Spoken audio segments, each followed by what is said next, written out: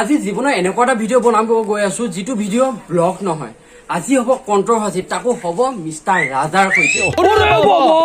কালি এটা ভিডিঅ' দেখা পাইছিলো যিটো খগেনদাই তেওঁৰ দুখবোৰ প্ৰকাশ কৰিছিলে, কিন্তু পুৱাই পুৱাই আজি উঠি দেখা পালো ৰাজাই এটা ভিডিঅ' বনাইছে, মোক আৰু খগেনদাক লৈ ভিডিঅ' বনাইছে।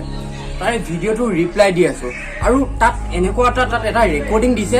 ৰেকৰ্ডিংটো ক'ৰ পৰা কেনেকে কি হ'ল ভিডিঅ'টো শেষলৈকে চাই থাকক। ৰেকৰ্ডিংটোৰ বিষয়ে সবিশেষ জনাই আছো আপোনালোকক। তাক আমি ট্ৰল দিলে আমি আগবাঢ়ি যাব পাৰিম, মুঠতে তাক বেয়া কৰি দিম, নিজে উঠি যাম। এক ছেকেণ্ড, মানে কৈছে যে যদি তাক আমি ট্ৰল দিওঁ তেন্তে আমি উঠি যাম, সি ডাউন হৈ যাব।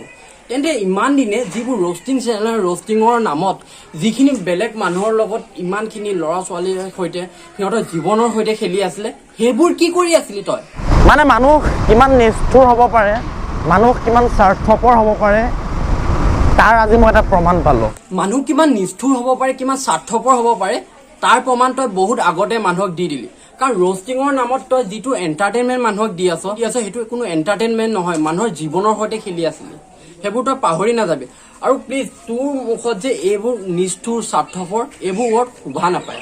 আৰু ভগৱান হয়তো মোৰ লগত আছে, বেয়া কাম কৰা নাই, আনৰ বেয়া চিন্তা কৰা নাই। কি আকৌ এবাৰ কৰ।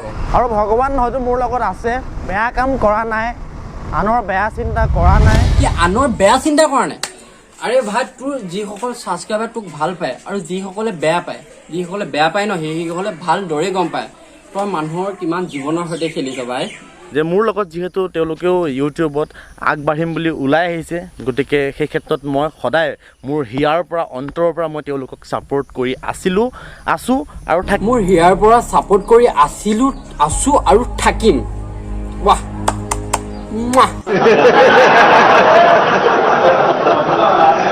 আৰে ভাই, তই এটা কথা কচোন, তই কাক বিনা স্বাৰ্থত তই ছাপোৰ্ট কৰিছ আৰু কাক বিনা পইচাত তই ছাপোৰ্ট কৰিছ?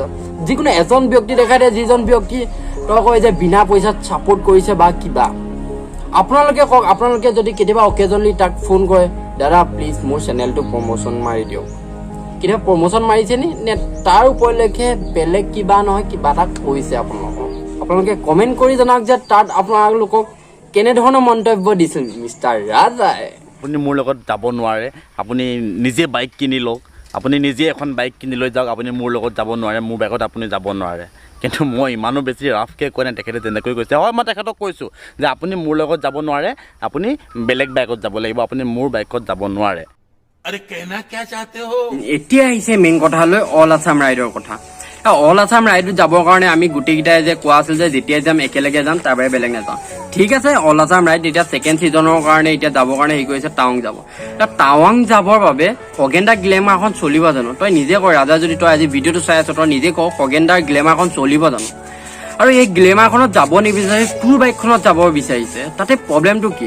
এতিয়া যেতিয়া তোৰ বাইক নাছিলে তেতিয়াতো তই মোৰ লগত গৈছিলি, কিন্তু অল আছাম ৰাইড আমি 8খনমান ডিষ্ট্ৰিক্ট গোটেইখন একেলগে ঘূৰিছিলো, মোৰতো প্ৰব্লেম নাছিলে। এতিয়া সাধাৰণ খগেনদাক নিয়ালৈ প্ৰব্লেম। খগেনদা এতিয়া যিমান এইটো বয়স হৈছে ন, তেওঁ যাব যে আশা কৰিছে সেইটোৱে বহুত। তই তেওঁক সহানুভূতি দিব লাগে বুলি তেওঁক তই জনাব বিচাৰিছ যে নিজে এখন বাইক কিনি যাওক। আৰে যাব বিচাৰিছে নিজে এখন বাইক কিনি যাওক, তেনেকৈ কোৱাটো মই যুক্তি বুলি নাভাবোঁ। আৰু মই বহুত বেছি ভাল বুলি ভাবিছিলোঁ, বহুত ভাল লগৰ হিচাপে আছিলি, তই চাইল্ডহুড ফ্ৰেণ্ড আছিলি, কিন্তু এনেকুৱা পৰ্যায়ত তই এটলিষ্ট মোক কোৱা হ'লে ভাল লাগিলে। তই খগেনদাক কৈছ, তোৰ এবাৰো বেয়া নালাগিল। আৰু এতিয়া আহি গ'ল এটা কল ৰেকৰ্ডিঙৰ কথা, যিটো বৰ্তমান অৱস্থাত খুবেই ভাইৰেল হৈ আছে ৰেকৰ্ডিংটো লৈ। তো ভাইৰেল হৈ থকা দেখি মই ৰাতিপুৱাই যেতিয়া শুনা পালোঁ, আৰে এইটোতো ৰেকৰ্ডিং, আমি তাক লৈ তেনেকুৱা বিবেচনা কৰা নাছিলোঁ। অৰিজিনেল ৰেকৰ্ডিংটো হৈছে আপোনালোকক মই জনাব বিচাৰিছোঁ, আমি এখন শ্বৰ্ট ফিল্ম কৰিছিলোঁ। শ্বৰ্ট ফিল্মখনত এইবোৰ এটা ডায়লগ আছিল, জাষ্ট ফোনত আমি এইখিনি কথা ক'ব লাগে। আৰু সেই শ্বৰ্ট ফিল্মখন বৰ্তমান অৱস্থাত বনি আছিলে, কিন্তু কৰোণাৰ কাৰণে শ্বৰ্ট ফিল্মখন অফ হৈ গ'ল, আৰু সেইটো সি নিজেও জানে। আৰু খগেনদাই যেতিয়া আজি দুখবোৰ প্ৰকাশ কৰাৰ বাবে এনেধৰণৰ ৰেকৰ্ডিং দি মানে তুমি বুজাব বিচাৰিছা কি? যিখিনি ল'ৰা ছোৱালীক তই ৰ'ষ্টিং কৰি সিহঁতৰ জীৱনৰ সৈতে খেলিলি, এতিয়া কি খগেনদা আৰু মোৰ বিষয়ে এনেকৈ ট্ৰল ভিডিঅ' বনাই? আৰে ভাই, বুজাব বিচাৰিছ কি মানে? তই কবি আৰু ৰাইজে শুনি ল'ব আৰু আমাক বেয়া বেয়াকৈ কমেণ্ট দিব।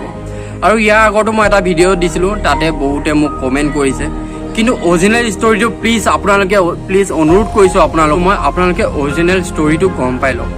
এনেধৰণৰ কিছুমান বেয়াভাৱে কমেণ্ট কৰিছে, মোক কৰি লৈছে মানিছোঁ, কিন্তু খগেনদাক কৰিছে ইমানে বেয়াকৈ আপোনালোকক বুজাব নোৱাৰোঁ। কিন্তু খগেন দাই নিজৰ দুখবোৰ প্ৰকাশ কৰিছিলে আপোনালোকৰ আগত। কিন্তু আপোনালোকে সেই ৰাজাৰ কথা শুনি যি বেয়া বেয়াকৈ মানে মই বুজাব নোৱাৰোঁ মানে। আজি মই খুবেই দুখিত। তাৰ নিচিনা এজন ল'ৰা লগৰ হিচাপে পাই ন, আজি নিজকে নিজে বহুত দুখ অনুভৱ কৰিছোঁ মই আজি। মিছা নামাতিব, লিগেলত থাকক, সঁচা কথাখিনি কওক। আচ্ছা, তই মানে সঁচা কথা ক। ঠিক আছে, সঁচা কথা ক, মানি ল'লোঁ। তাৰপৰা আজি মই যেতিয়া তই ভিডিঅ'টো আপলোড দিছিলি তেতিয়া তাৰ কমেণ্ট বক্সখন চেক কৰি মই তেতিয়া পালোঁ যে তই 10,000 টকা এটা দিব লগা আছিল ৰাইজক। আৰু 10,000টো কি কাৰণে তোৰ ছাবস্ক্ৰাইবাৰসকলে চাগে নিশ্চয় জানেই। 10,000 টকাটো তই দিলোঁ বুলি ল'ৰাটোক কমেণ্ট কৰি এইখন তোৰ ছাইডত চাৰ্টখন চাই ল, আৰু তাত লিখা আছে তই 10,000 টকা দিলি, তুমি গমেই নোপোৱাচোন। যদি 10,000 টকাটো দিলি তেন্তে তই ভিডিঅ' বনাম বুলি কৈছিলি, 10,000 টকাটো দিয়াৰ পাছত ভিডিঅ'টো ক'ত? আৰু এতিয়া ছেকেণ্ড টাইম তোৰ মনত আছে চাগে যেতিয়া 5 লাখ ছাবস্ক্ৰাইবাৰ হৈছিলে তই এজন দেউতাক কৈছিলি যে আপোনাৰ ঘৰৰ মই টিংপাতখন চাৰ্টখন সম্পূৰ্ণভাৱে ঠিক কৰি দিম, এইটো দায়িত্ব মোৰ। আৰু মই আজি অন কেমেৰা ৰাইজৰ আগত ময়ো কথা দিছোঁ যে এই দেউতাৰ বেলেগে কি কৰে নকৰে নাজানো, কিন্তু মোৰ ফালৰ পৰা মই দেউতাৰ কাৰণে এই ঘৰৰ ওপৰৰ যি চাটখন, এই টিংখিনি মই মোৰ ফালৰ পৰা সম্পূৰ্ণৰূপে মই ঠিক কৰি দিম, মই কথা দিলোঁ। কিন্তু পৰহি মই যেতিয়া তাৰলৈ গৈছিলোঁ তাৰ একো মেৰামতি নাই। এনেই আপোনালোকে জানে চাগে গৰম দিনত বৰষুণ দি কেনেকুৱা হালধি লাগে, কিন্তু ঘৰখন আজিও দুৰ্ভগীয়া হৈয়ে আছে। ভাই প্লিজ তই যাক হেল্প কৰিম বুলি কৰ, হেল্পটো কৰিবি। এনেই তই মানুহক মিছাতে আশা দি নাথাকিবি। আৰু তই বাহিৰাভাৱে কেনেকুৱা আৰু ভিতৰিভাৱে কেনেকুৱা সকলোবোৰ মানুহৰ আগত মই প্ৰকাশ কৰি আছোঁ। আৰু যদিহে কথাখিনি মিছা হয় তেন্তে মই মোৰ ইউটিউব চেনেলটো বাদ দি দিম। আৰু যদি সঁচা হয় প্লিজ তই যিখিনি হেল্প কৰিব লগা মানুহৰ বাকী আছিলে, যিখিনি কথা দিছিলি, প্লিজ তই সেই কথাখিনি ৰাখ যাতে। আৰু বৰ্তমান অৱস্থাত তই খগেন দাক আৰু মোক যিদৰে বদনাম কৰিলি, সেই বদনাম কৰাৰ ফলত মোৰ চেনেললৈ আহি যেতিয়ালৈকে তই ক্ষমা নুখুজিবি আৰু যিবোৰ তই বাহিৰে যেনেকুৱা আৰু ভিতৰি কেনেকুৱা সকলোবোৰ মানুহৰ আগত মই ফাদিল কৰিম, ত' সাৱধান হৈ থাক।